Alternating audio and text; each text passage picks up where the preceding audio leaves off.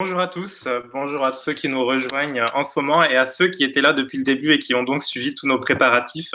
Petit bug technique, on a lancé le webinaire un peu trop tôt, du coup vous avez pu suivre un petit peu les coulisses, mais bon c'est toujours intéressant, hein, mine de rien. Alors, bienvenue à tous, aujourd'hui on va parler de télévision connectée. On va voir s'il s'agit d'un nouveau virage français. On va essayer de décortiquer un petit peu les nombreux nouveaux mots qui arrivent dans notre monde, service OTT, le ciblage, la télévision adressée, segmentée, voilà, l'advanced TV, les télévisions connectées, tout ça sont des concepts un petit peu différents et le but aujourd'hui c'est de faire de la pédagogie autour de ce sujet et que vous en sortez avec des connaissances et une vision un peu plus claire de ce que le marché propose. Plus d'un Français sur 4 aujourd'hui est abonné à un ou plusieurs services de vidéo à la demande. Ce n'est pas rien. Et la pénétration de la SVOD affiche, par exemple, 20 points d'avance sur celle de la Pay TV. Donc, on verra également tous ces concepts-là. Ce sont des chiffres d'une étude France OTT de NPA Conseil et Harris Interactive de juillet dernier, que vous pouvez d'ailleurs retrouver sur le site de CB News. Nous l'avons traité. Sur le linéaire, la télévision est aujourd'hui autorisée depuis le mois d'août, l'adressabilité, le ciblage sur les canaux linéaires. Donc, on va voir ça ensemble. Qu'est-ce que ça apporte? Qu'est-ce que cette nouvelle donne offre aux annonceurs, aux agences? Quelles sont toutes ces nouvelles possibilités? Et comment est-ce que les annonceurs peuvent utiliser justement tous ces nouveaux services, que ce soit l'OTT qui s'est construit en opposition à la télévision, hein, en alternative, et qui aujourd'hui est réintégré dans les offres. Donc, c'est aussi un phénomène intéressant à observer. Et évidemment, le ciblage en linéaire. Comment est-ce qu'on peut réorienter justement tous ces investissements publicitaires dans ces nouvelles possibilités? Je vais présenter nos intervenants. Alors, on est beaucoup ce matin. On a avec nous François-Xavier Leray. Bonjour François-Xavier, si tu peux apparaître et faire un petit coucou. Bonjour à tous. Bonjour François-Xavier Leray, qui est General Manager France et Belgium de The Trade Desk, avec qui nous co-organisons ce webinaire. Jacques Cazin, CEO d'Adways, est surtout responsable de la task force vidéo et TV segmentée de l'IAB France. Bonjour Jacques, est-ce que tu es avec nous? Bonjour à tous. Jacques, bonjour, on se retrouve juste après. Avec nous également Grégory Samac, directeur général de Molotov. Bonjour Grégory. Bonjour à tous, salut. On se retrouve dans un instant également. Isabelle Vignon, déléguée générale du Syndicat national de la publicité télévisée. Bonjour Isabelle.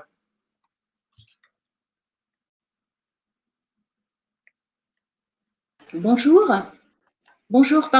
à tous. Super, magnifique. Bonjour Isabelle. Sophie Poncin, directrice déléguée de la régie Orange Advertising. Bonjour Sophie.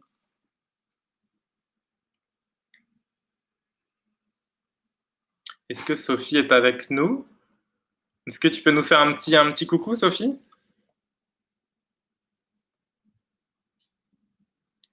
Magnifique. Il faudra penser, pendant qu'on interviendra tout à l'heure, à allumer ton micro, mais c'est pas grave. En effet. Voilà. À tout à l'heure. Bonjour Sophie, à tout à l'heure. Et enfin, Thomas Luisetti, directeur de la stratégie numérique et de l'innovation technologique au sein de la régie France TV Publicité. Bonjour Thomas. Bonjour à tous. Bonjour. On va commencer tout de suite avec une première information, surtout un premier guide publié par la F2M, l'IAB France et le SNPTV, qui ont publié un guide sur la publicité segmentée. Et moi, j'avais envie de demander à Isabelle, pour commencer et rentrer directement les pieds dans le plat, où est-ce qu'on en est très concrètement, Isabelle, quant au déploiement de cette nouvelle brique technologique qui est proposée? Alors effectivement, donc le titre du séminaire, donc c'est le virage de la télé connectée en France, de la télé segmentée, pardon. Et donc là, effectivement, on est rentré dans une phase de déploiement précédemment et maintenant d'accélération. Donc, il y a eu déjà beaucoup de tests qui sont très, très bien connus et avec divers annonceurs et toutes les régies s'y sont prêtées, bien sûr.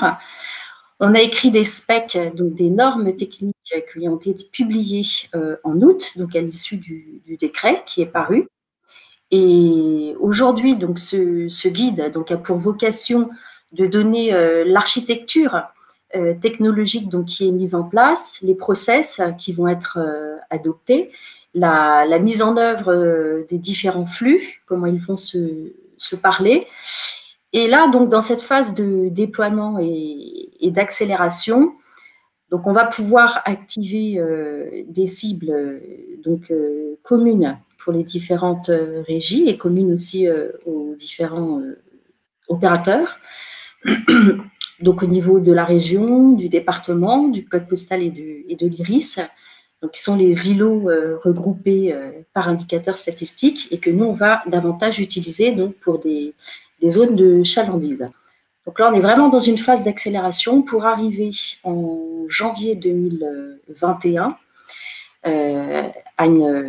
donc toujours dans les contraintes qu'on aura définies, à un lancement plus massif et commun, donc entre tous les éditeurs et opérateurs avec qui on travaille.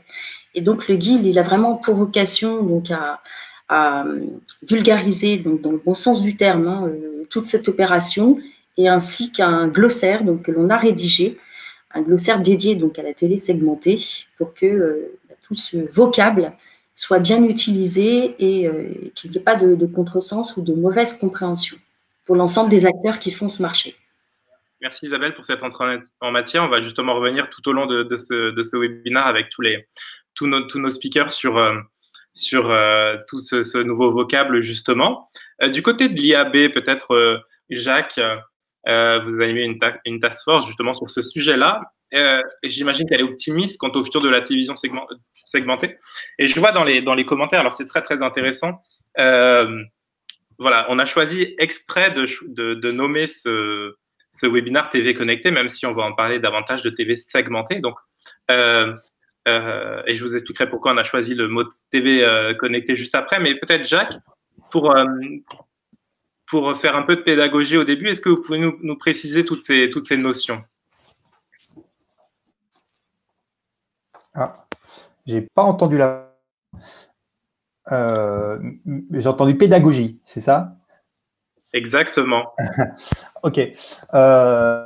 Oui, alors déjà, optimiste, je pense qu'il faut l'être en ce moment, sinon déjà par nature. Mais bon, c'est une autre question. Si on n'est pas optimiste, c'est compliqué.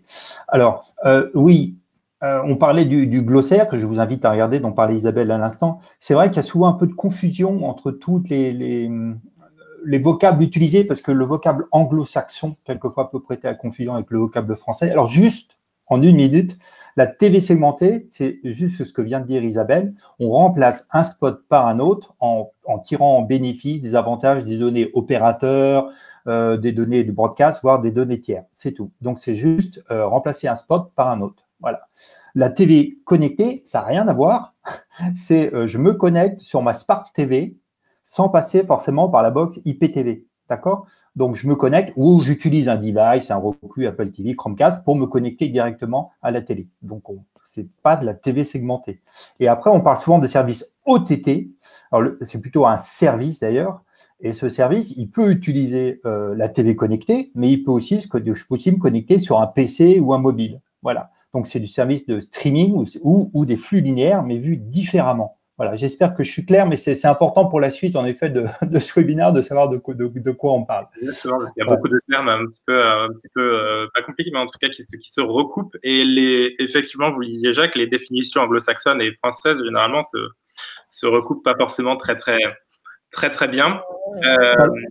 Alors, sur l'optimisme, maintenant, oui, on l'est forcément déjà, mais Orange ou France Télévisions en parleront mieux que moi, là, parce qu'ils sont présents. Les tests ont commencé et ils commencent à assez grande échelle déjà. Hein. Il y a plus d'une douzaine d'annonceurs, etc., sur certaines chaînes qui testent. Donc, on en parlera peut-être tout à l'heure sur les opportunités. Mais oui, optimiste, parce que c'était une vraie prouesse technologique, hein, on ne le dit pas assez, mais le spot peut être remplacé. C'est pas le même spot qui est remplacé pour chaque box. Hein. Il ne faut pas qu'il y ait de latence, etc. Donc, on est quand même dans un monde, technologiquement, c'est une vraie prouesse de la part de broadcasters et des opérateurs. Donc, je le souligne. La deuxième chose, c'est que la task force, je vois qu'elle est super active. Il y a plus de 70 membres au sein de cette task force. Donc ça, pour moi, c'est quand même un signe d'intérêt, en tout cas, parce que cette task force, elle réunit aussi bien des adtech que des chaînes, que des opérateurs. Donc ça, il y a un vrai consensus. Ensuite, ce qu'on vend, c'est une bonne cam quand même. C'est des inventaires premium, c'est une viewability superbe. Enfin, ouais, c'est quelque chose qui avec un bon ciblage, je pense que ça devrait être intéressant. Ce que je dirais juste, le point d'attention, ce serait qu'il faut que les opérateurs, les chaînes, les adtech continuent, j'allais dire, à s'entendre comme ils l'ont fait dans la phase ultérieure, parce que quelquefois, il peut y avoir des intérêts divergents. Donc là, il faut qu'il y ait cette entente qui soit pérenne pour que ça fonctionne bien. Faut que les chaînes intègrent que l'ennemi de TF1, c'est pas forcément M6, mais ça peut être des streamers venus de l'étranger, dit autrement. Voilà. Donc ça, c'est vachement important. Et le dernier point, c'est qu'il faut bien sûr la mesure, parce que la TV segmentée va être vendue un peu plus cher, forcément. Et donc, il faut prouver aux annonceurs que ça vaut le coup, que le ROI est là. Et donc, la notion de mesure est super importante. Nous, à l'IAB, on est en train de travailler sur la phase d'après de consolidation des normes de mesure. Bon, c'est un terme un peu barbare, c'est le VAST 4.2, et qui permettra peut-être de mieux traquer et de mieux mesurer ce qui se fait. Et ça, c'est très, très important. C'est-à-dire une nouvelle techno, il faut qu'on mesure. Voilà. On poursuivra sur la mesure juste après. Et si on a intitulé ce webinaire TV Connecté, c'est pas pour rien, parce que on a envie de réfléchir aussi au-delà de cette prouesse qui est la télévision adressée en France, du mot télévision. Connecté ou pas, est-ce qu'il a encore un sens aujourd'hui? Est-ce que c'est pas simplement du total vidéo, puisqu'on peut regarder la télévision maintenant sur son smartphone, sa tablette et sur son objet télévision? Mais est-ce qu'il n'y reste plus que l'objet, mais la notion a-t-elle moins de sens? On va essayer de réfléchir à tout ça pendant ce webinaire également. Et d'abord avec Grégory Samac de Molotov. Grégory Samac de Molotov qui vient de lancer justement un service AVOD et qui propose une application qui propose à la fois des chaînes en linéaire, donc du flux, et aussi des chaînes auxquelles on peut s'abonner, un petit peu de stock spécialisé dans tel ou tel domaine. Donc tout ça est très intéressant. Le mot télévision, pour vous, Grégory, a-t-il encore un sens aujourd'hui avec la digitalisation de tous les programmes, de toutes les chaînes? Oui, c'est juste que le sens qu'on y donnait il y a quelques années, d'abord bonjour à tous, rebonjour à tous, le sens qu'on y donnait il y a quelques années a considérablement évolué. Le mot en lui-même recouvre des phénomènes, on va dire, qui sont beaucoup plus divers que dans les années 2000 déjà. Et c'est cette explosion, cet enrichissement du mot qui est absolument génial, parce que là, on parle tout à l'heure, j'entends de la télé segmentée, du point de vue de la lucarne de Molotov, qui était une plateforme très intéressante pour voir ce qui se passe sur les nouveaux usages. On voit que cette télé segmentée, c'est un aspect de la révolution. La vision qu'on a, c'est que fondamentalement, c'est toute la télévision qui est en train de se transformer. Et la transformation, elle est double, je dirais. D'abord, c'est l'explosion du on-demand, la capacité de ne plus être dépendant de la programmation des chaînes pour regarder un programme. C'est quand même une révolution en soi qui est déjà depuis les fins des années 90-2000, c'est-à-dire le on-demand, et d'autre part, l'explosion des offreurs. Voilà. C'est-à-dire, grosso modo, avant, on avait le choix entre 7 chaînes, puis après 25 chaînes, 27 chaînes, puis beaucoup plus quand on était abonné, mais je parle là pour le coup de la grande masse du public qui a quand même aujourd'hui que 27 chaînes. Cette population-là voit l'offre de programmes considérablement exploser, à tel point qu'il n'y a même plus que des acteurs français, on le voit avec Netflix et Disney+, mais des acteurs du monde entier. Et cette explosion, à la fois de l'usage, dans la capacité à bypasser la programmation pour aller vers le on-demand, et l'explosion de l'offre accessible à tous, redistribue totalement les cartes. et notamment dans le marché publicitaire. C'est ça, c'est absolument fascinant. Donc oui, il y a un phénomène aujourd'hui autour de la télé connectée. Finalement, la télé connectée, c'est un des moyens pour le public d'accéder à cette nouvelle télévision, mais le mobile est le premier vecteur pour moi. Le mobile, aujourd'hui, dans les catégories 15-25, représente peut-être la majorité des usages. On le voit bien dans nos familles, quoi. Je veux dire, c'est aussi l'ubiquité de la télévision par sa capacité à être sur tous les écrans, un mode de consommation différent. Avant, la télévision, c'était un phénomène de famille. Ça commence à devenir beaucoup plus un phénomène individuel, mais aussi familial. Donc, il y a de nombreux usages. Pour moi, Netflix, par exemple, c'est de la télévision. Voilà. Ce que je voulais dire par rapport à la télé segmentée, c'est que c'est vraiment une facette de la révolution en cours. L'autre vague la plus intéressante pour nous, c'est ce qui est en train de se passer autour de la VOD. Vous avez vu qu'on a lancé un service qui s'appelle Mango, qui est le premier service de masse d'AVOD, c'est-à-dire de publicité financée de vidéos à la demande, de films, une offre de films, de séries, de documentaires financés exclusivement par la publicité. C'est une sorte de Netflix gratuit. Alors aujourd'hui, c'est un lancement, mais on a déjà plus de 500 titres, et puis ça va doubler, tripler, quintupler dans les semaines qui viennent. Mais ce qui est intéressant, c'est qu'on a lancé ça parce on s'est rendu compte que c'était aux États-Unis le grand mouvement des grands acteurs de l'OTT et de la télévision en général. Vous avez des acteurs comme Tubi, Pluto, qui a annoncé qu'ils arrivaient tous les deux en Europe dans les mois qui viennent. Un opérateur qui a été racheté entre-temps par Comcast, qui s'appelle Xumo. Vous avez donc une explosion des Netflix gratuits. Et pour nous, la révolution publicitaire, elle passera par très bien par la télé segmentée, mais surtout par cette explosion de l'offre qui rend possible un accès direct des fabricants de contenu au public via le modèle publicitaire. Donc en fait, vous avez une multiplication des supports. Et nous, notre combat et notre stratégie, c'est d'être l'agrégateur de tout ça. À un moment, c'est super de naviguer dans plein d'applications, mais il faut une application agrégée pour retrouver votre programme sur TF1 le soir ou M6, mais aussi éventuellement regarder Mémoire d'une geisha en VOD gratuite à la demande sur Mango, par exemple. Voilà. Alors, on reviendra, Grégory, sur cette nouvelle donne, effectivement, et les opérateurs aussi essayent de proposer une mosaïque de services OTT, replay, le linéaire, tout ça ensemble, et peut-être de construire des offres publicitaires qui conjuguent tous ces nouveaux moyens. Je voudrais interroger Thomas Luisetti maintenant de France Télévisions. Thomas, France TV Pub a lancé ses premières campagnes avec le ciblage. Très, très concrètement, est-ce que vous pouvez me dire comment ça fonctionne aujourd'hui? Vous m'avez dit que ça a dépassé la phase de test, qu'on est vraiment rentré dans le dur. Expliquez-nous. Rebonjour. Effectivement, comment ça fonctionne? Il y a un peu deux questions dans une, puisque comment ça fonctionne, si on parle de l'engouement derrière ce lancement, l'engouement est là, puisque effectivement, on a dépassé la phase de test. On est sur des vraies campagnes commerciales. Sophie en parlera mieux que moi derrière, mais puisqu'on est sur le périmètre Orange, on est dès janvier sur 1,5 million de box. C'est le chiffre qui a été communiqué. Donc, on voit qu'on a largement dépassé la dimension de laboratoire.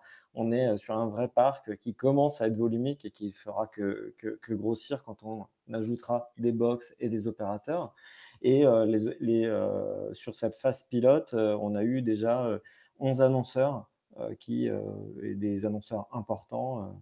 Je ne vais pas tous les citer parce que je risque d'en oublier, qui se sont prêtés au jeu avec des campagnes déjà qui représentent un potentiel intéressant.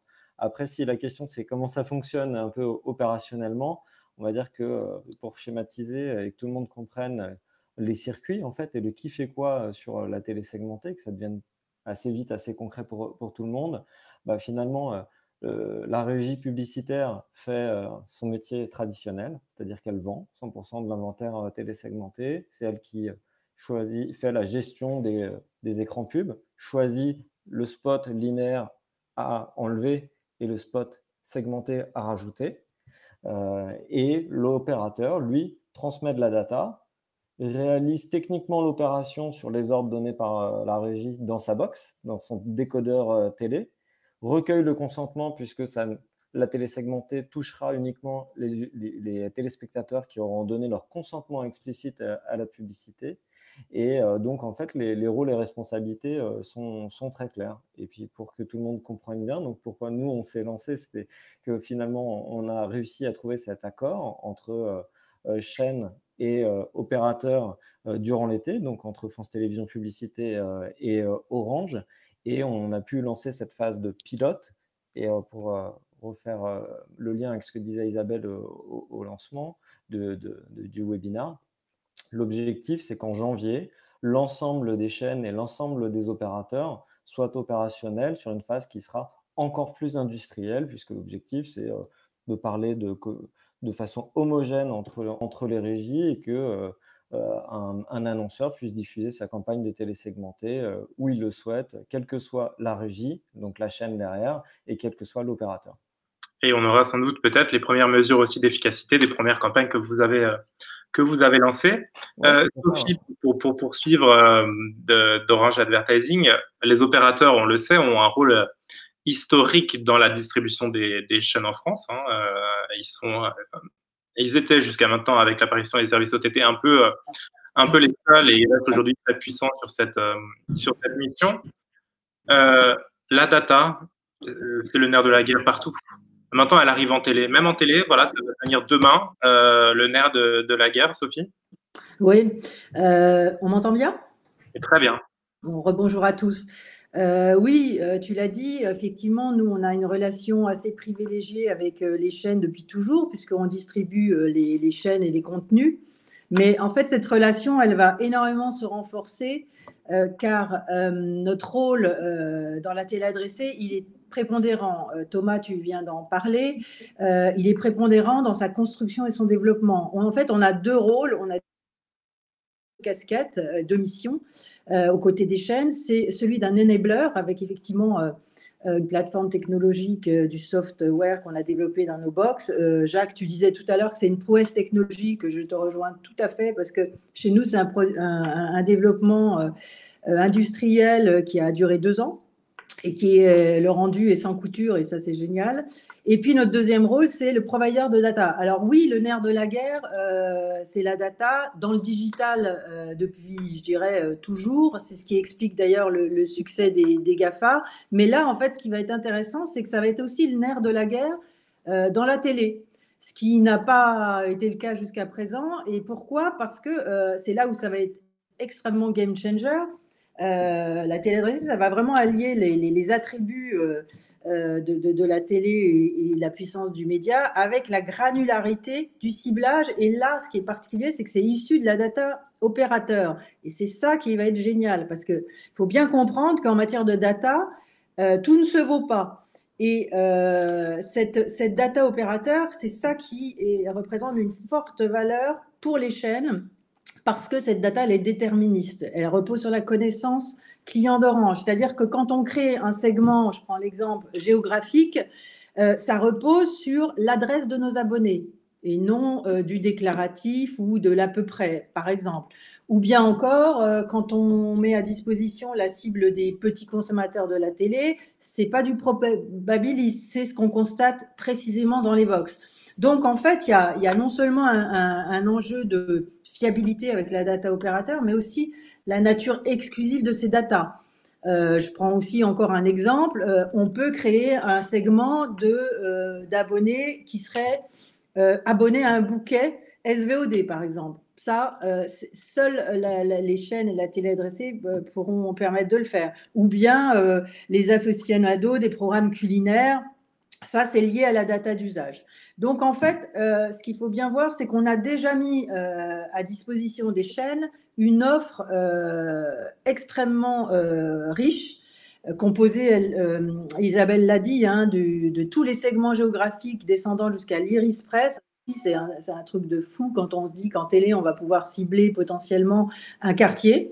Ce qui est intéressant aussi, c'est que nous, ça ne va pas s'arrêter là parce qu'on est convaincu que c'est là où on va avoir un rôle important à jouer aux côtés des chaînes pour son développement. C'est d'enrichir encore cette offre, notamment en onboardant des data d'annonceurs. Ce qui va permettre à un annonceur de pouvoir cibler uniquement ses clients s'il le souhaite, ou au contraire, ne cibler que ses prospects avec des spots différents. Ça, c'est extrêmement… on y reviendra, Sophie, dans un intéressant. Et donc, tout ça pour dire que finalement, avec ces typologies de data, les chaînes auront vraiment un avantage de poids face aux grands du numérique. Magnifique. François-Xavier, une question un peu digitale. Est-ce qu'aujourd'hui, la télévision, elle devient un support comme les autres, un support digital pour adresser la publicité ou tout autre contenu de la même façon qu'on le fait sur le web aujourd'hui? Tout à fait. Alors déjà, je dirais que pour reprendre les propos qui ont été tenus par mes confrères au préalable, la télévision, en fait, aujourd'hui, elle va bien au-delà du simple écran de télévision qu'on a dans son salon, évidemment, elle est déjà digitale d'une certaine façon. Elle est déjà digitale, notamment sur les habitudes d'achat, puisque ça fait bien des années que les annonceurs peuvent acheter de la télévision, du contenu télé, que ce soit dans des environnements catch-up ou l'IPTV, donc la télévision de rattrapage sur les écrans de télé, dans les applications des écrans de télé, de façon digitale, programmatique, même si on va encore plus loin via des plateformes comme la nôtre. Je dirais qu'elle tend de plus en plus à devenir digitale avec les différentes initiatives qu'on a pu voir émerger ces derniers temps. Évidemment, l'arrivée de la publicité linéaire, pas de la télévision linéaire en programmatique, a amené également la télévision à se digitaliser encore plus, et l'arrivée d'acteurs nouveaux comme Molotov, mais évidemment, Grégory citait tout à l'heure d'autres acteurs américains qui arriveront également sur le marché français, qui vont également accélérer cette digitalisation de la télévision au sens large. Ce qui est sûr, c'est que de toute façon, la digitalisation des médias est une vague finalement qui emporte tous les médias avec elle, et la télévision ne fera évidemment pas exception, notamment parce que il y a des capacités de ciblage qui ont été évoquées, que permettent le digital, qui sont formidables et qui améliorent considérablement les performances des campagnes lorsque l'on peut appliquer l'usage de la donnée sur l'achat média. Et puis également parce qu'il y a un véritable enjeu aujourd'hui marché. Sophie, il me semble, tout à l'heure, nommait aussi la capacité désormais pour les acteurs de la télévision traditionnelle de pouvoir jouer à armes égales avec les GAFA. Je pense qu'il y a un enjeu également de plateformisation de ces acteurs historiques qui, jusqu'à présent, avaient des protocoles d'achat encore assez archaïques, finalement, par rapport à ce qui était proposé par ces acteurs, on va dire, pure players. Et je pense que la digitalisation du média télé va leur permettre également de pouvoir avoir le même type de protocole d'achat et donc faciliter les transactions, potentiellement demain en temps réel, hein, puisqu'on parle d'adressabilité, il faut pouvoir aussi très rapidement identifier, et il faut que l'acheteur puisse aussi acheter en temps réel potentiellement les inventaires publicitaires qui correspondent à la cible qu'il souhaite toucher. Et donc tous ces phénomènes-là vont indéniablement accélérer la digitalisation de la télévision. Puis je pense aussi qu'on est face à un challenge économique aujourd'hui lié à la crise sanitaire qu'on traverse. On va devoir avancer. On reviendra vers vous dans quelques minutes pour approfondir notamment le sujet de l'achat programmatique qui est une question qui va se poser irrémédiablement. Mais j'aimerais quand même avec plaisir le petit sondage qu'on a préparé. Vous êtes plus de 300 connectés en direct. Vous pouvez voter. La télévision en France demain. Je préfère investir dans le digital, c'est plus simple. Le ciblage va le révolutionner, je le sens. La TV est puissante, mais pas encore agile.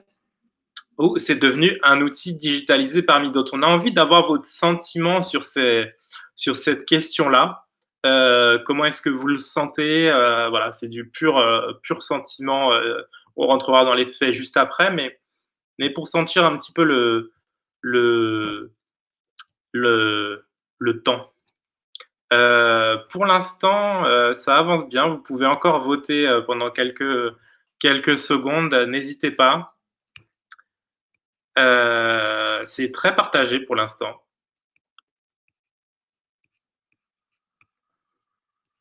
Alors Vanessa qui nous dit c'est dommage, il y a 3 réponses négatives et une vraiment positive. C'est vrai. C'est vrai sans être vrai, puisque c'est un outil digitalisé parmi d'autres, ce n'est pas du négatif. Et l'agilité, on peut la questionner tous les jours. En tout cas, le ciblage fonctionne très très bien pour l'instant. 17% des réponses. La télévision, et puis n'est pas encore agile, arrive en deuxième position à 13%. Et c'est devenu un outil digitalisé parmi d'autres. Ça, c'est quelque chose d'assez important avec 11%. Je préfère investir dans le digital, c'est plus simple. Ne remporte que 5 voix sur le total des participants, c'est-à-dire 1%. Vous êtes seulement 40% à avoir voté, n'hésitez pas. Votez qu'on ait une petite idée.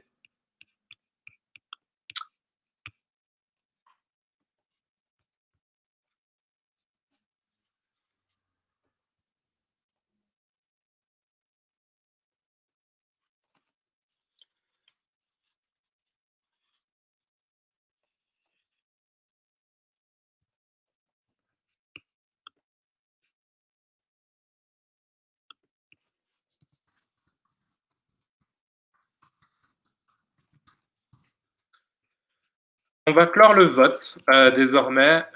Vous êtes 44% à avoir voté, ce qui n'est pas si mal au regard de ce qui se passe dans la démocratie française. Je clôt le vote et je partage les résultats avec vous. J'espère que vous les voyez. Par ailleurs, je précise qu'on commence à recevoir pas mal de questions sur le chat et on va revenir au sondage. On vient d'activer le mode questions-réponses. N'hésitez pas à les poser tout au long. On y répondra assez longuement à la fin avec tous nos intervenants, donc vous pouvez les poser tout au long. Alors, ce sondage, le ciblage va le révolutionner, je le sens. Vous êtes quand même 20% à en être convaincus, c'est-à-dire la majorité. Ensuite, nous avons la TV est puissante, mais pas encore agile. Voilà, il y a quand même des questions qui se posent encore sur, je pense, la véritable adressabilité via la TV adressée. Donc, on va essayer de préciser tout ça et de montrer effectivement quelles sont les limites aussi de cette nouvelle donne. Et c'est devenu un outil digitalisé parmi d'autres. Vous êtes 13% à le penser, c'est effectivement important. On continue avec Jacques. Rebonjour Jacques. Quelles nouvelles opportunités pour les annonceurs, très très concrètement, pour entrer dans le vif du sujet désormais dans cette seconde partie, avec cette nouvelle donne en TV? Ok. Alors, on a déjà un petit peu parlé, déjà, il y a le ciblage, ciblage opérateur, broadcast et données tiers. Donc ça, je ne reviens pas dessus.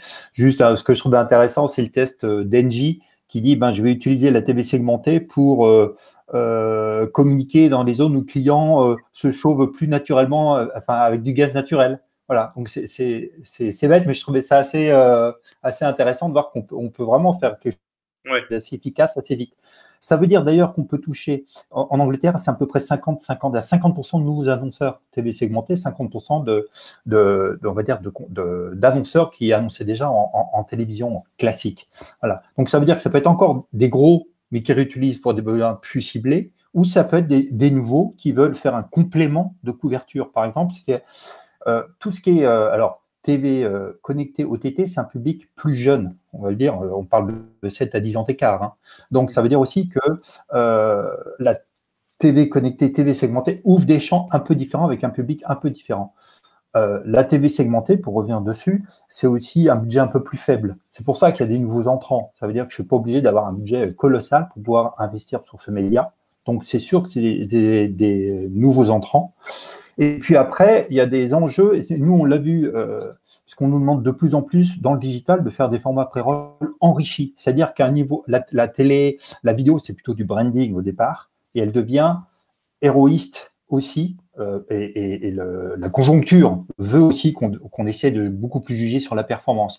Et la TV segmentée va sans doute le permettre, ça. c'est-à-dire d'ajouter une touche de ROI, de performance à ça. Donc ça, c'est un nouvel enjeu et à mon avis, ça veut dire des belles opportunités pour les annonceurs. Voilà. J'essaye d'être court, mais donc hein, c'est nouveau budget, nouveaux entrants, nouveau public, public un petit peu plus jeune, voilà, et besoin de performance.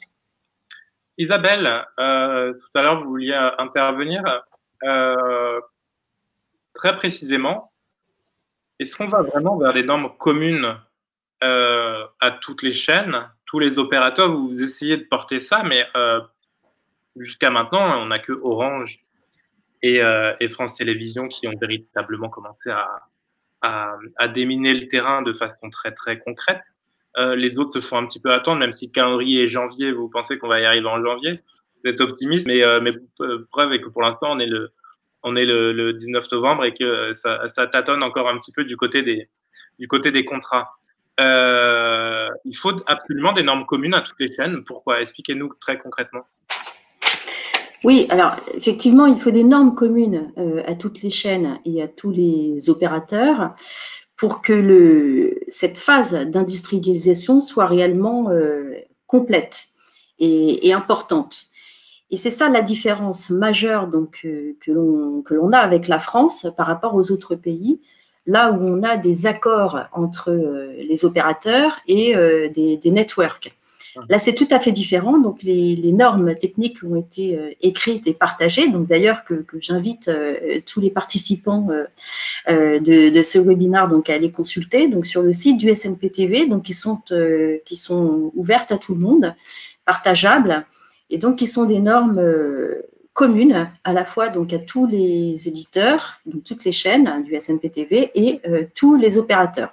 Donc, ça, c'est vraiment une force vraiment notable par rapport à ce qu'on voit dans les autres pays pour avoir un lancement et des pratiques donc importantes et qui soient vraiment faciles, puisque l'objectif aussi c'est d'avoir une commercialisation et des offres simples comprises par tout le monde pour accélérer encore plus ce mouvement. En termes je voulais juste revenir un petit peu donc, sur le type de communication qu'on va pouvoir avoir. Donc, on va pouvoir avoir évidemment des annonceurs qui vont vouloir se substituer à eux-mêmes. Donc, un même annonceur avec le même format de spot, donc qui va vouloir adresser un spot différent, donc avec une créa différente, bien sûr. Un annonceur qui va vouloir s'adresser à une niche, donc vraiment à un segment spécifique. Je précise d'ailleurs qu'on parle de télé segmenté et pas de télé adressé. Parce qu'on vise à toucher donc, des segments de population. Des annonceurs donc, qui voudront aller travailler plus sur des PMG, donc des petits, moyens et gros consommateurs TV. Et ces normes donc, que l'on a écrites aussi et qu'on a repris en partie donc, dans le guide avec nos amis de l'IAB et de la F2M également, on définit que dans un premier temps, donc on va pouvoir communiquer, donc substituer des spots de 15, 20 ou 30 secondes, donc qui sont les formats les plus utilisés en télévision, même si le 20 secondes est beaucoup plus utilisé, afin que cette substitution donc, soit totalement transparente pour le téléspectateur et que son expérience télévisuelle reste inchangée, puisque c'est ça quand même aussi l'objectif. C'est-à-dire ne pas dégrader l'expérience télévisuelle pour le téléspectateur et pouvoir quand bien même donc adresser des publicités donc spécifiques à des segments de population. Merci Isabelle, on reviendra vers toi dans quelques instants. Grégory Samac de Molotov, on voit bien dans cette nouvelle donne que l'expérience utilisateur, ça devient aussi important en télévision. Et plus seulement sur le digital, en fait, ça devient important partout pour que, on vient d'en parler avec Isabelle, ce ne soit pas dégradé et donc ça repousse l'utilisateur. Mais j'aimerais parler avec vous de la relinéarisation des programmes dans ce nouvel écosystème, puisque Netflix, typiquement, commence à faire des émissions en live. Vous, même si vous développez de la VOD, continuez à faire du stock, vous maintenez votre positionnement sur les chaînes en direct. Pourquoi? Est-ce que c'est aussi une façon de se dire que c'est toujours important aujourd'hui le live, qu'il y a une façon aussi d'adresser? Et comment est-ce qu'on maintient l'expérience utilisateur aussi en live quand il s'agit de publicité. Oui, ce qui est intéressant, c'est qu'en fait, on se rend compte, par rapport à ce que je disais tout à l'heure et sur ce que vous dites là, c'est que la vidéo à la demande, c'est un usage très intéressant. On voit aussi quand même qu'il y a une limite, c'est que les temps se rallongent quand il s'agit de trouver, par exemple, pour le public moyen, chez les opérateurs, on le voit, un programme entre le moment où on se connecte sur Netflix, par exemple, c'est les opérateurs qui le disent, hein, Free, SFR et autres, le moment où le public se connecte et va trouver effectivement un programme à regarder dans des plateformes de VOD pure est de plus en plus long. Grosso modo, il y a une forme, malgré l'explosion de la créativité et de la disponibilité des droits, une forme de frustration par rapport à l'hyper-choix et par rapport à vous devez faire un choix. C'est là que revient finalement le concept de linéaire. Et les Américains l'ont compris assez vite, y compris en vidéo gratuite à la demande. Je parlais tout à l'heure de Pluto. Pluto, c'est un concept très intéressant, hein. Quand vous rentrez sur le Pluto, vous avez non pas de la VOD, mais vous avez des chaînes linéaires relinéarisées. Netflix fait le mouvement là, c'est pas du tout étonnant. Nous, on a toujours eu un prisme très linéaire avec les chaînes, et y compris sur notre plateforme Mango, on ira assez vite vers la linéarisation. Mais je pense que ceux qui ont la meilleure approche, c'est des plateformes type Xumo qu'on ne connaît pas en France, ou même encore plus tôt, et demain Mango, qui offrent la possibilité de choisir entre les deux. Parce qu'à la fin, quand même, ce dont on se rend compte, c'est que la télévision reste un média d'éditorialisation. C'est-à-dire que les gens aiment se poser dans leur canapé ou devant leur écran de smartphone de plus en plus, et qu'on leur propose quelque chose, et qu'on leur programme quelque chose. Il y a pas longtemps à la télévision, il y avait le film Casino Royale. Tout le monde là, enfin moi je l'avais en VOD dans mon NAS, voilà. Mais je l'ai vu parce qu'il était programmé. Et pourquoi? Parce qu'il y a aussi une fonction grégaire de la télévision. C'est là que c'est intéressant, la télévision, que ça restera toujours intéressant, c'est qu'il y a une dimension sociale et grégaire qu'on connaît tous. Regarder un film en vidéo à la maison avec sa famille, c'est une chose. Le regarder le soir sur une grande chaîne nationale, c'est autre chose. C'est une expérience collective. Donc, comment on marie dans une UX cet hyper choix vidéo à la demande et l'éditorialisation linéaire? C'est exactement le cœur du métier d'une boîte comme Molotov, qui essaye d'agréger de manière intelligente, mais pas que Molotov, hein, toutes les possibilités, toutes les options de choix. Ce qui est très intéressant quand même par rapport à l'évolution globale du marché, c'est que les téléconnectés, pour revenir juste faire un petit pas de côté sur qu'est-ce qui est en train de se passer? Regardez l'accord qu'on a signé par exemple avec Panasonic il y a 15 jours. Les téléviseurs n'auront plus de tuner bientôt. Huawei a annoncé que dans 5 ans, il n'y aura plus de tuner sur leur téléviseur. Ils ont besoin d'applications OTT pour devenir le tuner par défaut. Ça veut dire quoi? Ça veut dire que quand vous allumez votre téléviseur pour la première fois, on vous demande toujours, la première chose qu'on vous demande, c'est est-ce que vous voulez scanner le câble, la TNT ou le satellite, par exemple. Et là, on vous demande est-ce que vous voulez scanner l'OTT, c'est-à-dire l'Internet. Et quand vous choisissez cette option sur Panasonic, par exemple, vous êtes par défaut dans l'univers de Molotov. Et donc là, il y a la question du tuner de demain qui va poser ces questions-là. Il faut que l'UX puisse vous donner la possibilité de regarder ce que vous voulez, mais aussi de ne pas choisir, en fait. C'est ça la grande question de l'UX de nos jours. On y reviendra dans un instant. Merci Grégory. Et en plus, il y a la question de l'équipement en TV connecté en France, en Smart TV, qui reste quand même assez faible et qui prend du temps à s'installer. On est dans un rapport quand même un petit peu différent par rapport au monde anglo-saxon là-dessus. Sophie Ponsant d'Orange Advertising. La TV demain, est-ce que c'est pas tout simplement distribuer le meilleur contenu, peu importe le canal principal, en fait, que ce soit de la télévision, du smartphone, du mobile, de l'ordinateur.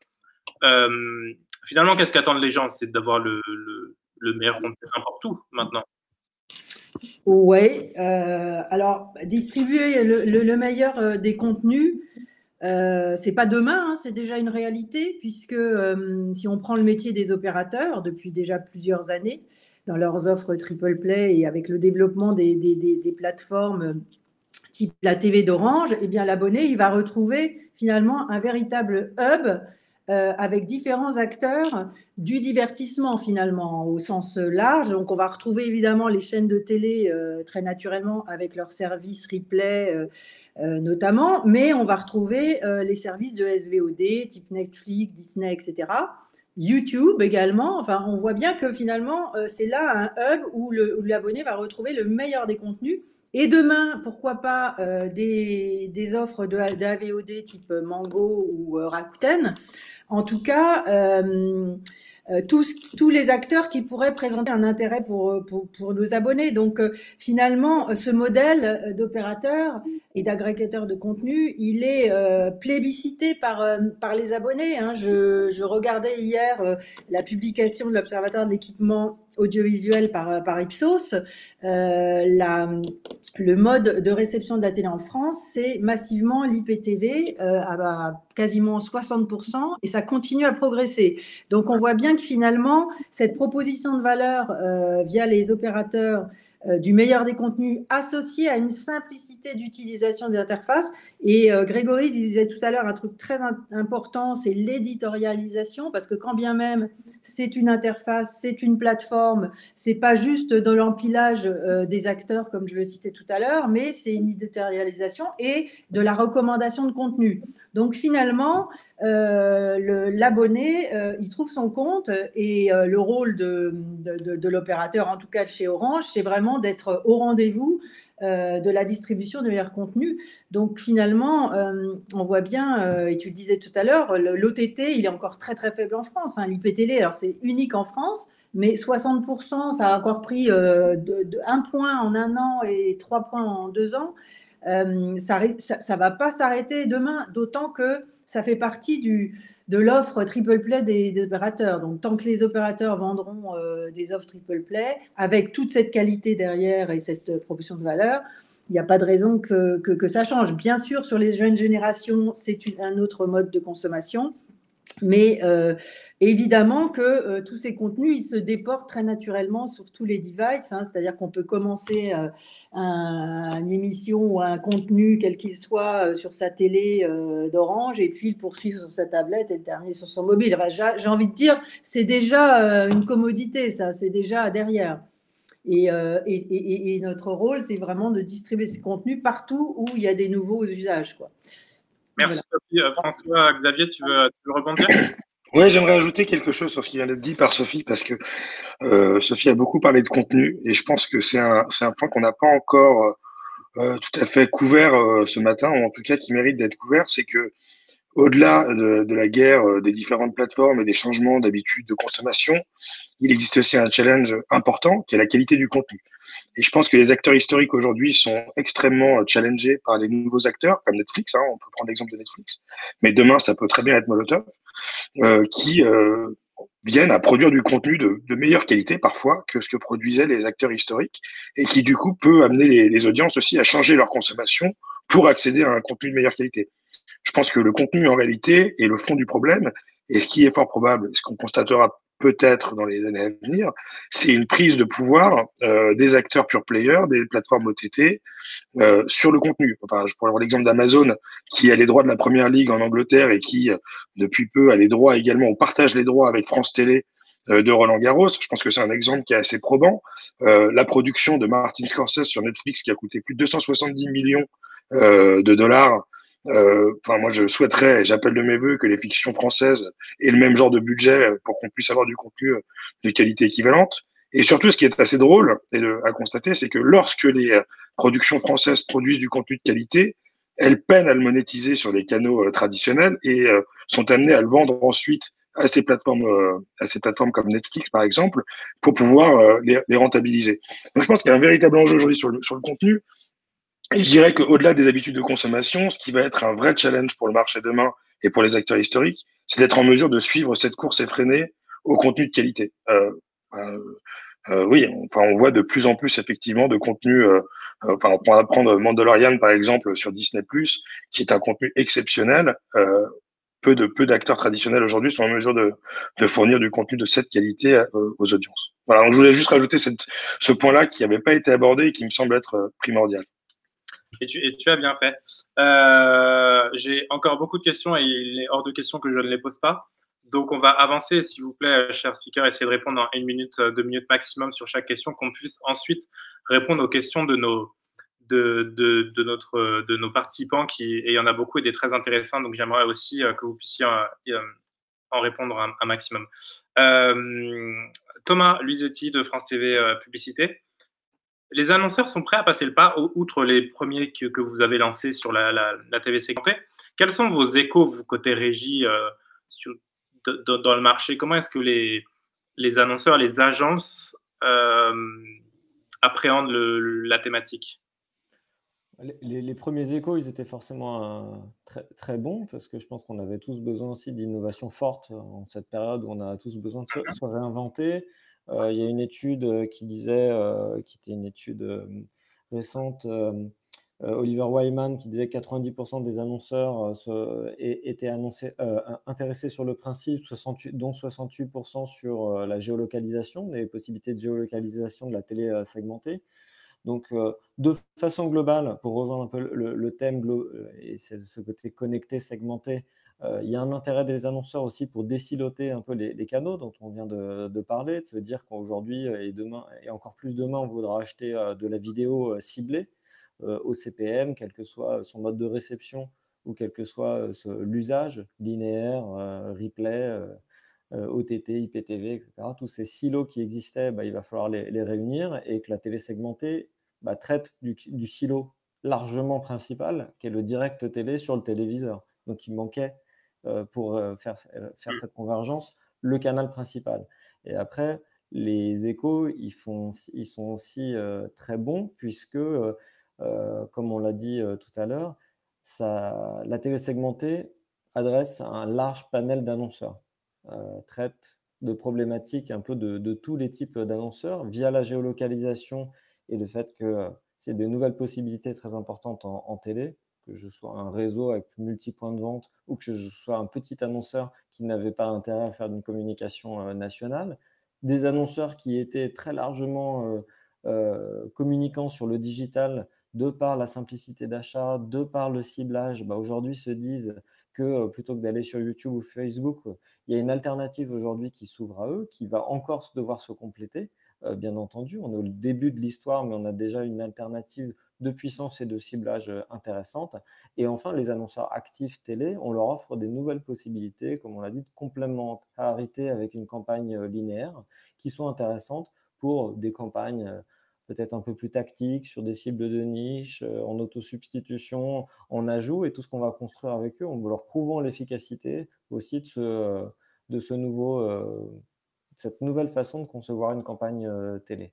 Donc, c'est du fait à la fois le fait de casser les silos et le fait d'avoir une offre à très forte valeur ajoutée pour beaucoup d'annonceurs, qu'on se dit qu'on tient là une innovation assez majeure pour le marché. Merci Thomas, c'est très clair, effectivement, des nouveaux annonceurs, des nouveaux entrants qui peuvent être intéressés par cette digitalisation de l'offre publicitaire sur le linéaire. Jacques Cazin de l'IAB, le linéaire revient en force un petit peu, j'aimerais dire un peu ça.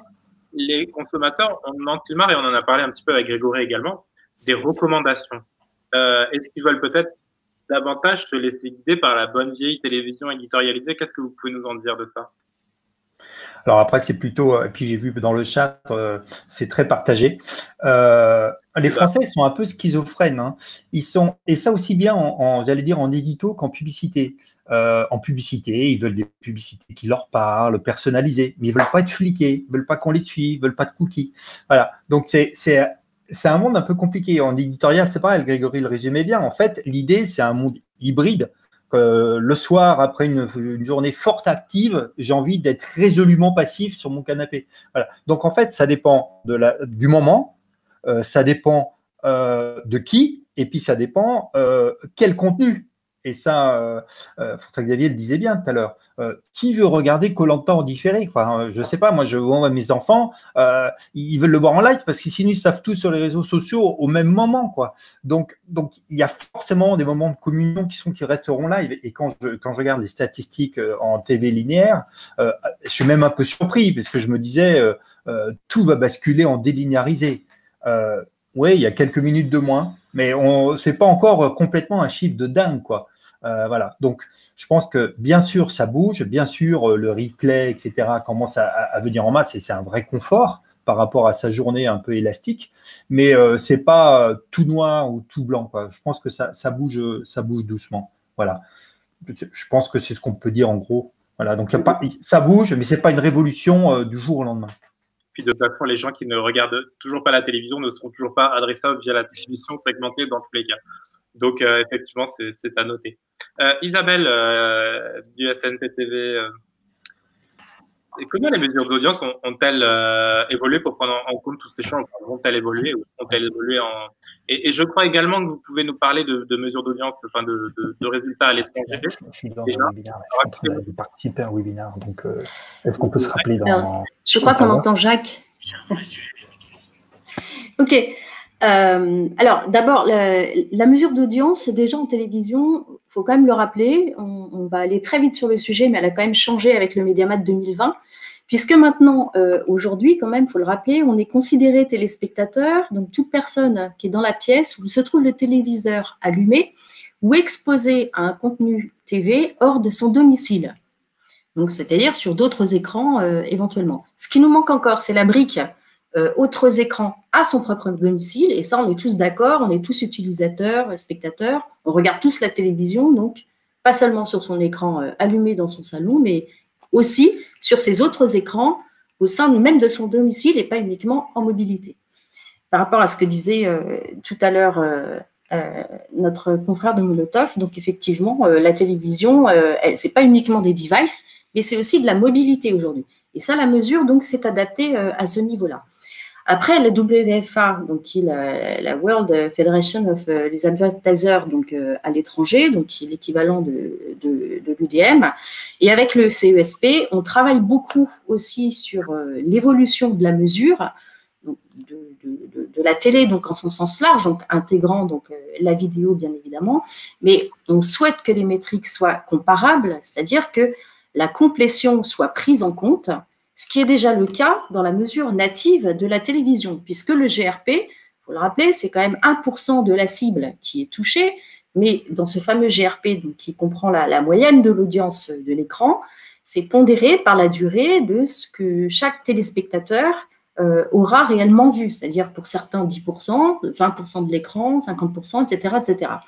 Donc cette complétion est absolument indispensable, parce qu'on ne peut pas comparer la mesure d'une vidéo vue seulement à partir de 2 secondes et la comparer donc à la mesure de la télévision actuelle. Donc ça, c'est un premier point. Donc ça, c'est une évolution donc, qui est en cours, qui est évidemment très attendue par tous les acteurs du marché, pas uniquement que les annonceurs ou les régies. Ce qui, évidemment, n'est absolument pas poussé par les plateformes, comme vous pouvez l'imaginer, et on les comprend. Ensuite, pour revenir à ce que disait Jacques, donc évidemment aussi, de plus en plus de mesures d'efficacité sont demandées. Et c'est là où est toute la force du média, puisque avec la télévision donc segmentée, il n'est pas question de renier tous les atouts que l'on a déjà avec la télévision donc dite traditionnelle, puisque la puissance du média est tout à fait inégalée. Donc nous, on l'a prouvé à nouveau avec une étude donc économétrique du mois d'octobre. Pour 1 euro investi, donc la valeur créée est de 5,2. Donc c'est-à-dire c'est colossal. C'est-à-dire pour 1 euro qu'on investit en télévision, on récupère 5,2 pour n'importe quel annonceur sur l'ensemble des secteurs. Là, après, il y a des différences d'un secteur à un autre. On a construit cette étude sur 150 modèles, donc c'est très, très costaud. Et ça montre aussi que la contribution aux ventes de la télévision, elle est de 44% par rapport aux autres médias, versus 32% d'investis. Donc, il n'est absolument pas question de dégrader, si vous voulez, cette force-là, mais il est question d'avoir de la couverture incrémentale, donc avec la publicité segmentée. Et on voit qu'effectivement, à l'étranger, on a quelques exemples déjà qui commencent à nous parvenir et qui sont quand même assez intéressants. Alors, notamment pour un annonceur automobile donc, qui souhaitait aux États-Unis donc, aller toucher une cible un peu plus spécifique sur un modèle à venir et qui a augmenté sa couverture du média. Donc là, on parle bien de performance média, de contact, de 13%. Donc ça, c'est extrêmement intéressant puisqu'on sait que le coût contact supplémentaire peut être cher. Un autre exemple pour une banque en ligne, et là aussi on a pas mal de pure players en France, de banques en ligne qui communiquent, pour pouvoir vendre des produits financiers plus facilement. Donc une certaine catégorie de cibles avait été adressée et ça a ajouté donc plus 16% d'inscriptions et de souscriptions en ligne. Donc c'est à la fois une formidable opportunité donc, pour aller chercher de la couverture incrémentale, d'une part, donc là, augmenter sa performance média, la couverture, mais aussi d'accélérer son efficacité sur les ventes. Donc, soit de souscription en ligne. Alors, il y a aussi un croisiériste qui a communiqué, qui a réussi à augmenter donc, ses ventes de séjour de plus 25%. Et donc, c'est tout à fait le type d'études et de mesures que l'on va pouvoir très prochainement produire. Ça, c'est indispensable. Merci Isabelle. Grégory, les services OTT embarqués qui ont souvent du coup des programmes de stock se retrouvent du coup embarqués au plus proche des contenus de flux. Donc quand vous êtes intégré dans les téléviseurs Panasonic notamment, quand vous êtes intégré à la mosaïque d'applications chez un opérateur dans son offre TV, est-ce que c'est la réconciliation des deux mondes finalement? Est-ce que l'OTT qui s'était construit un peu en alternative au linéaire aujourd'hui se dit que finalement l'objet télévisuel c'est pas si mal et on peut y revenir en une minute? Je sais pas, pour moi l'OTT c'est juste c'est un mode de réception. Une box c'est tout aussi puissant. Sylvie le rappelait, c'est un agrégateur une box en fait. Pourquoi les gens vont vers l'OTT fondamentalement, c'est parce que c'est infiniment plus pratique, parce qu'il n'y a pas de câble à mettre, parce qu'il n'y a pas de box attachée. Alors quand on a des opérateurs aussi forts en France comme Orange, ils ont les moyens d'être d'un point de vue UX aussi fort qu'une Apple TV quasiment avec leur Livebox. Mais ce n'est pas le cas partout dans le monde. Malheureusement, pour beaucoup de pays, on n'a pas des opérateurs aussi, qui ont autant de puissance qu'un Orange, par exemple.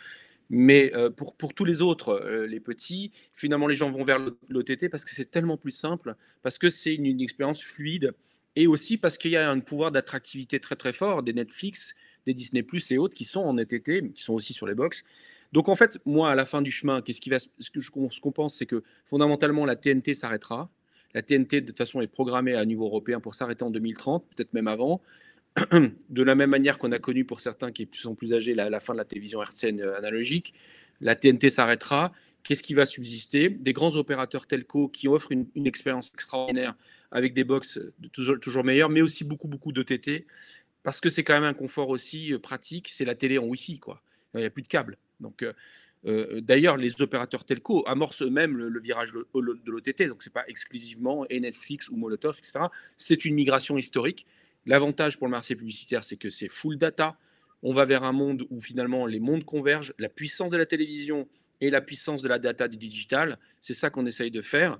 Et nous, ce sur quoi on travaille chez Molotov, c'est comment, en regardant le parcours de consommation des gens qui regardent pour environ 5% de l'audience de la télé nationale, parfois 7%, parfois 8% sur Molotov, comment on utilise la data de tous les jours, de savoir, tiens, ils ont regardé tel et tel programme, pour s'enrichir au niveau du profiling des consommateurs, être capable même de tracer le consommateur sous réserve de la GDPR entre un site d'un annonceur et sa consommation de télévision sur Molotov, parce qu'on est sur le full Internet, là.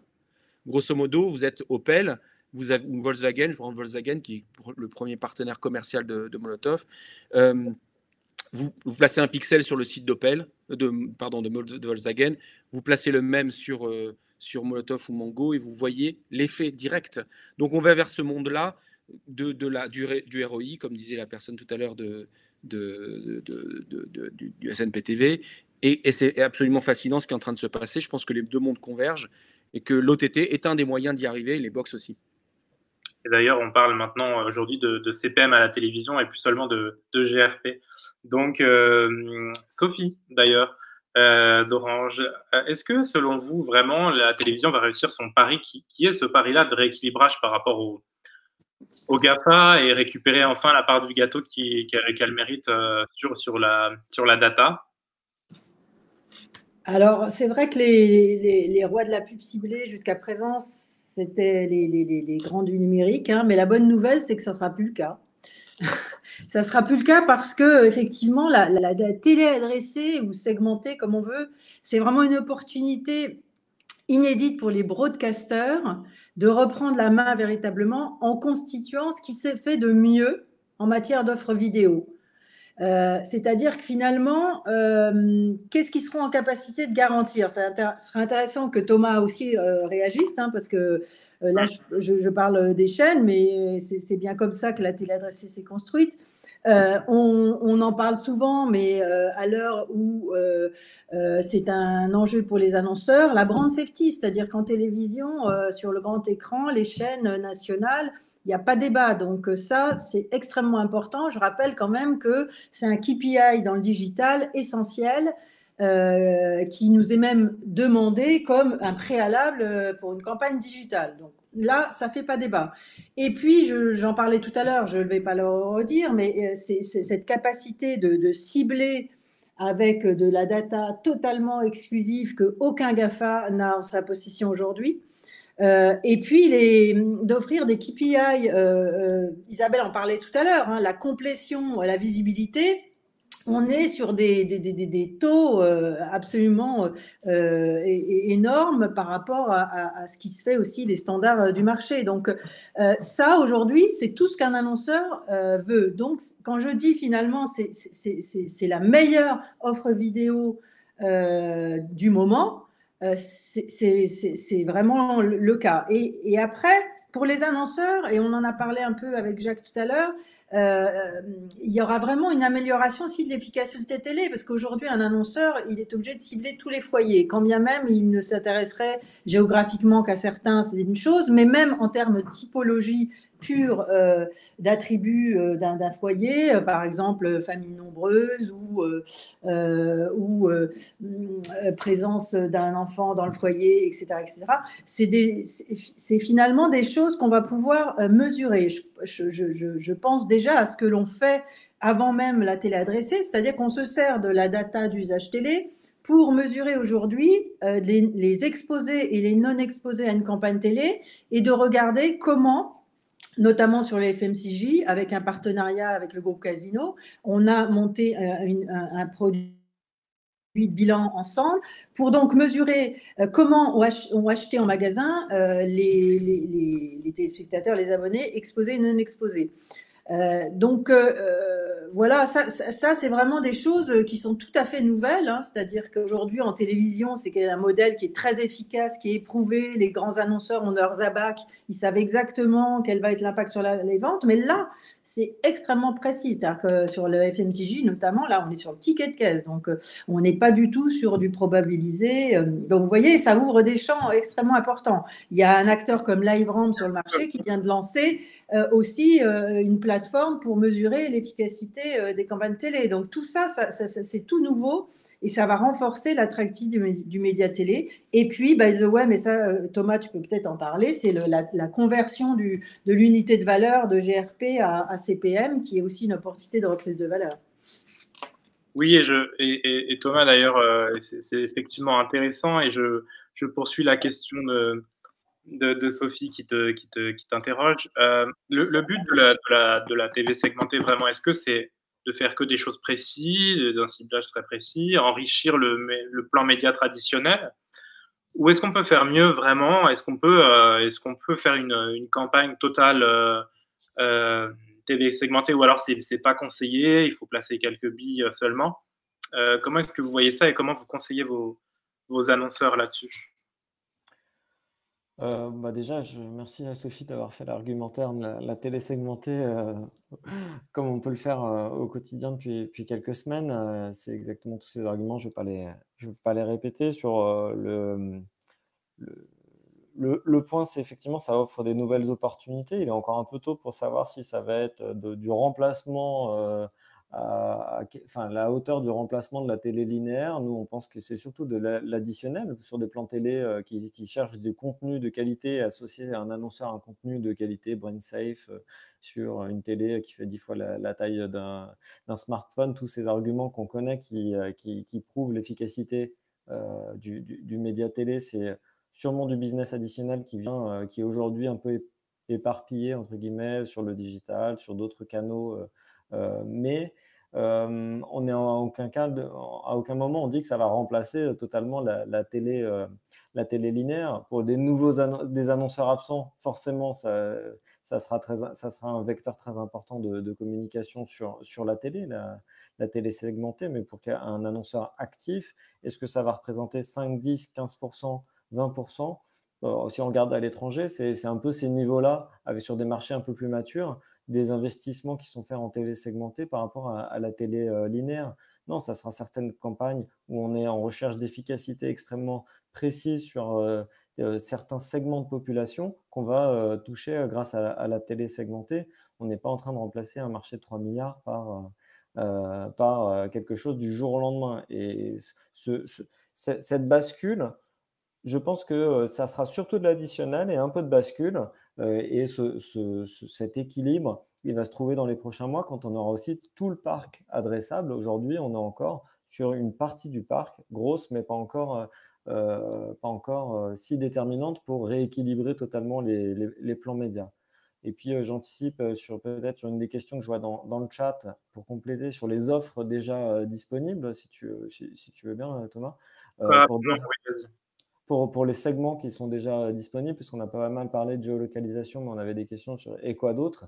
Donc, on a des segments qui sont déjà disponibles, mis à disposition par l'opérateur sur la composition du foyer, sur le niveau de revenu, sur les CSP, sur des éléments plus socio-démographiques et comme on le disait aussi, plus sur du comportement média, petit, gros consommateur média, fan d'émissions. C'est des choses qui vont arriver pour arriver après à onboarder des données tierces. Donc, on comprend que ça va une qualification assez 360 du foyer assez rapide. Voilà, et effectivement, on n'a pas eu le temps beaucoup pendant ce webinaire d'aborder la question de la data collaboration avec les données annonceurs, notamment, mais si vous voulez, chers participants, vous pouvez regarder le replay d'un webinaire qu'on a fait au début du mois sur ce sujet-là et qui, évidemment, aujourd'hui, est possible également avec la TV segmentée. Dernière question pour François-Xavier. Pour avancer sur les sujets un peu d'avenir, même si peut-être que c'est un peu tôt, mais vous allez me dire, je ne sais pas. Le programmatique en TV segmentée, c'est pour quand? Pouvoir balancer des spots comme ça de façon automatique C'est difficile de donner une date comme ça à froid. Ce qui est certain, c'est que ça arrivera. La question, c'est à quel rythme? Et c'est un petit peu ce que je voulais dire, et pour compléter les propos que je tenais tout à l'heure, malheureusement, on était un peu pris par le temps, donc on a dit qu'on en parlerait à ce moment-là, mais je pense que la situation dans laquelle on se trouve et qui est économique, hein, qui est liée évidemment à ce qu'on est en train de vivre d'un point de vue sanitaire, va probablement accélérer l'adoption et l'accélération, et va créer une accélération sur l'adoption du programmatique pour la télévision segmentée. Il y a quand même des enjeux encore d'infrastructure et de capacité à pouvoir gérer à l'échelle, hein, quand même. Donc voilà, il faut être en mesure de pouvoir gérer l'ensemble des flux de données qui vont arriver simultanément et de pouvoir traiter ces flux de données pour pouvoir ensuite opérer des achats en temps réel, puis potentiellement adresser le message aux bonnes audiences. Donc je pense que c'est encore work in progress, je dirais. Ce qui est certain, c'est que le marché, et notamment le marché de la demande, des annonceurs et des agences médias, va probablement être très moteur dans l'adoption du programmatique. Pour une raison simple, c'est qu'ils ont des enjeux de productivité, on le disait, des enjeux de mesure du ROI et d'être capacité à pouvoir piloter l'ensemble de leurs canaux digitalisés, donc aussi bien la télévision segmentée que potentiellement le digital audio ou même le digital tout court, et que seul le programmatique aujourd'hui leur permet ce point de vue unifié. Et donc, il est fort probable effectivement que peut-être une plateforme avec le LiveRamp aussi où on pourra choisir un plan média digital et envoyer à la fois sur la TV segmentée, à la fois sur Facebook. Enfin, c'est un peu ça l'idée de pouvoir tout rassembler à un seul endroit. Nous, c'est ce qu'on appelle de nos voeux, évidemment. On souhaite pouvoir donner la possibilité aux annonceurs qui utilisent notre plateforme de pouvoir activer l'ensemble des médias disponibles. Tu citais Facebook, c'est un peu le mauvais exemple puisque ces acteurs-là, par définition, sont des wall gardens et ne sont pas forcément des fervents défenseurs de ce que l'on appelle l'open Internet ou même d'un open écosystème, et donc par définition ne donnent pas accès à leur inventaire à d'autres plateformes tiers.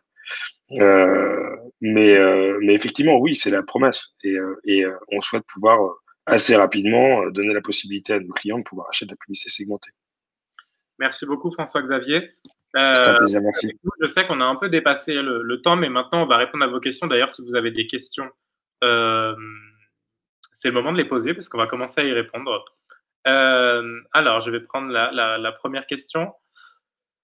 Ça parle de programmatique en plus, donc ça peut être intéressant. Peut-on imaginer une publicité totale programmatique, donc algorithmique, de la pure publicité IA?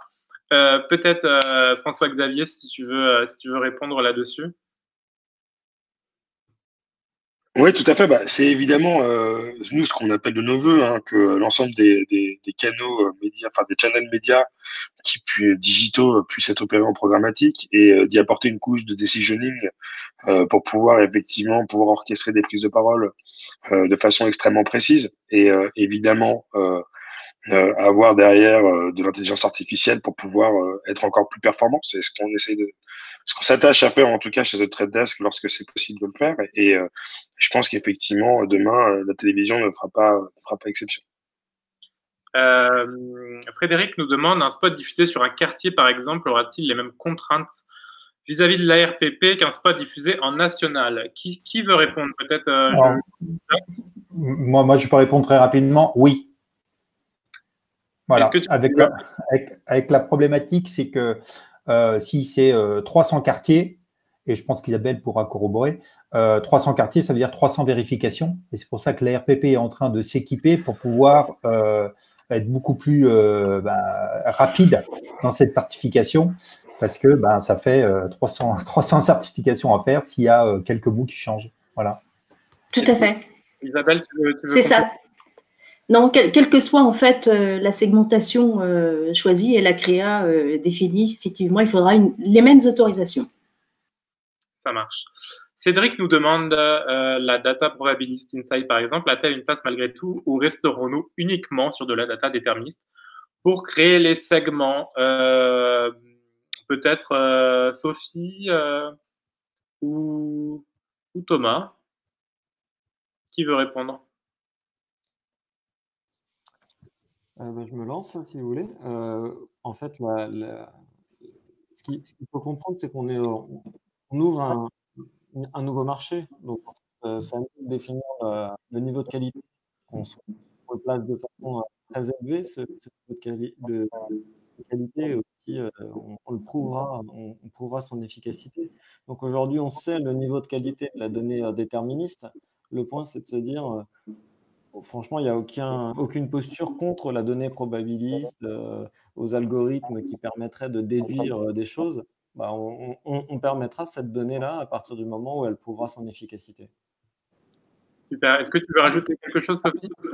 Non, en effet, c'est vrai que si tant est qu'on ce soit efficace, ouais, non, mais tout à fait, tu as tout à fait raison. Et en tout cas, la déterministe offre déjà un champ des possibles inégalé. Hein, donc, c'est déjà la beauté de la télé adressée telle qu'elle a démarré là maintenant.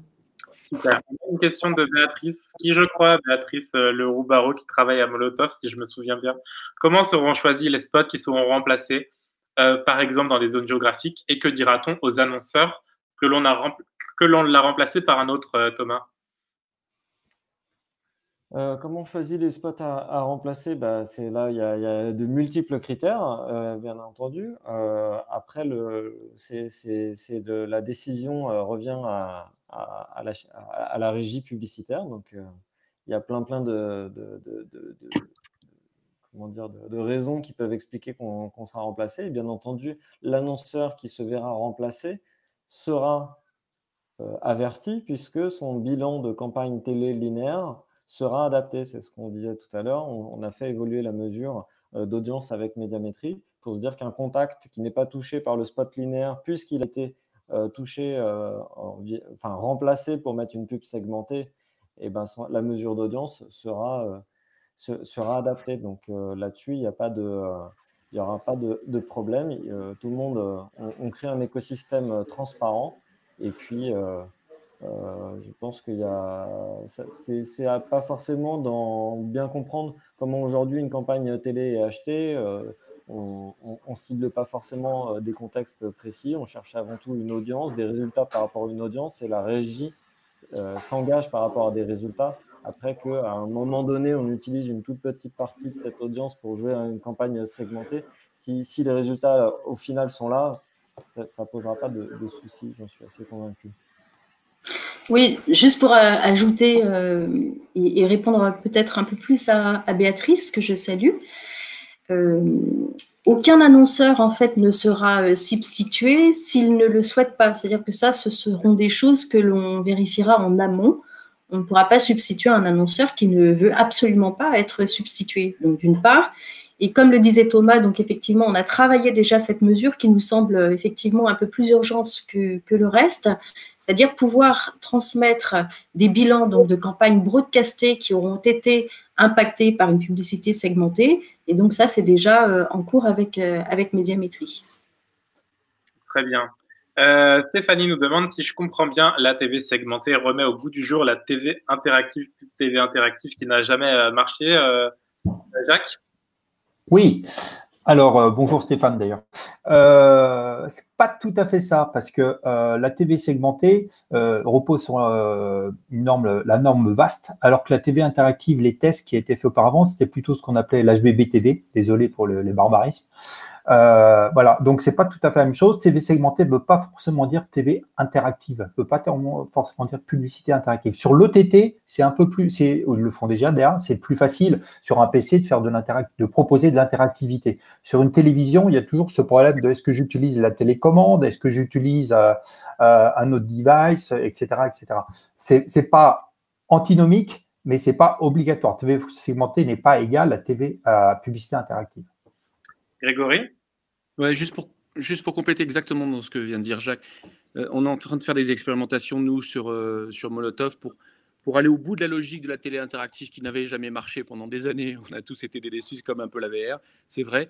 Là, pour le coup, avec l'OTT, pour régler cette question du X de télécommande, on est capable, sur des plateformes comme Molotov, d'aller embedder des actes d'achat. Donc, d'aller d'une publicité juste à un one-click button pour acheter, ou pour déclencher une opération financière directement dans l'interface. Ça, c'est génial. Je pense que ça peut être d'abord une occasion de tester avec certains annonceurs qui pourraient être là, ou certaines agences qui pourraient avoir envie d'en parler. Nous, on pense que ça, c'est l'accouchement enfin d'un rêve par rapport à la logique publicitaire de la télé interactive qui pourrait vraiment être efficace économiquement. Tout à fait. Enfin, alors, pour faire un peu de pub, nous, AdWise, on a sorti un format qui s'appelle Lean Video, et qui va justement vers ça, c'est-à-dire sans arrêter le flux de la vidéo, pouvoir proposer un produit, etc. Et c'est vraiment le sens de ce que dit Grégory. Exactement.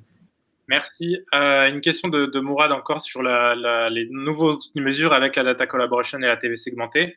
Et à force d'affiner les différents segments de prospects, doit-on inventer des nouveaux outils de mesure? Peut-être Isabelle là-dessus, je ne sais pas. On en parlait tout à l'heure. Oui, alors pour répondre à Mourad, donc déjà dans un premier temps, ce que je disais juste à l'instant, c'est que la priorité, donc, c'est de pouvoir donner des bilans d'audience donc sur des vagues de campagnes broadcast qui auront été impactées par la télé segmentée. Donc ça c'est déjà en cours. Ensuite, sur les campagnes donc dites segmentées, les impressions donc délivrées, c'est déjà de la mesure. Avec de la complétion, donc on y arrivera aussi très très vite, qui pourront donc être transmises. Le troisième step, c'est effectivement pouvoir donner un nombre de contacts global sur ces campagnes, donc à la fois segmentées et linéaires. Donc ça, un nombre de contacts, c'est déjà possible d'ores et déjà. Ce qui va être à réinventer, c'est sans doute les outils de planning. En tout cas les faire progresser. Et on y travaille déjà, ainsi que les outils de pige.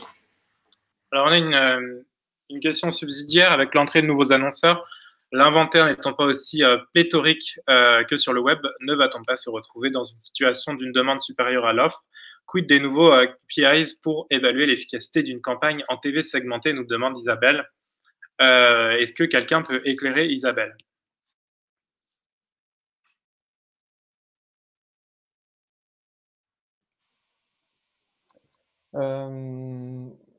Non, voilà, l'inventaire, je pense que là, on est au lancement. Donc, effectivement, si on parle de aujourd'hui quelques millions de box qui seront adressables, l'inventaire, effectivement, aujourd'hui, si tous les annonceurs veulent la même cible, il peut y avoir une sorte de petit embouteillage au lancement, et c'est normal, comme dans tout nouveau produit, il faut le scaler, comme on dit. Une fois qu'on sera arrivé, rien que sur la partie IPTV, comme on le disait, qui représente 60% de l'inventaire, et on parle de décrochage sur un temps de, enfin, je ne sais plus quel est le dernier niveau de DEI, mais il est près de 4 heures hein, de télé en France, regardé par un Français par jour. Donc, en fait, l'inventaire, il va vite être très important si on parle de l'ensemble des chaînes, sur l'ensemble des écrans, sur 60% de l'audience télé linéaire. Donc, je ne pense pas qu'on aura un problème d'inventaire à la cible. Après, c'est sûr qu'on va passer par des étapes où potentiellement, on ne pourra pas servir toutes les campagnes, mais tout ça va grandir progressivement et sûrement. Et sur les KPI, je pense qu'on en a pas mal parlé sur le fait qu'effectivement, on digitalise la télévision, et donc la campagne télé segmentée va traiter d'indicateurs qui sont aujourd'hui plutôt ceux de la de la pub digitale. Pardon. Merci Thomas. On va clore gentiment ce webinaire. On a déjà une demi-heure de retard, mais bon, je crois que c'était nécessaire et très intéressant de poursuivre avec vos questions-réponses. On en a répondu un maximum. Je crois que celle que j'ai ignorée, on y a un petit peu répondu. Si jamais, n'hésitez pas à contacter nos animateurs en privé et posez-leur toutes les questions. Je pense qu'ils se feront une joie d'y répondre. Merci à tout le monde. Merci à tous nos speakers du jour, Isabelle, Jacques, Grégory, Sophie, Thomas, François-Xavier, d'avoir participé à ce webinaire co-organisé avec The Trade Desk. De quoi je peux vous parler? Je peux vous parler du dernier magazine de CB News qui est sorti, évidemment, où dedans, vous retrouverez d'ailleurs un dossier de la Tech News sur la TV segmentée qui évoque notamment ses limites, et c'est aussi intéressant. On a également un événement très très bientôt, le Paris Luxury Summit, le 10 décembre. Donc n'hésitez pas à vous inscrire. Les inscriptions ont été lancées, je crois, tout récemment. Donc c'est le grand rendez-vous luxe de CB News de l'année, du marché publicitaire et du luxe. Inscrivez-vous, je pense que ça va être absolument passionnant, et mes collègues qui y travaillent s'y mettent vraiment à fond et font un travail incroyable. Donc ça va être de très grande qualité, moi j'en suis convaincu. Et il me reste qu'à vous souhaiter un bon appétit, puisqu'il est l'heure peut-être, et une très très bonne journée à tous sur tous les canaux de CB News. Au revoir.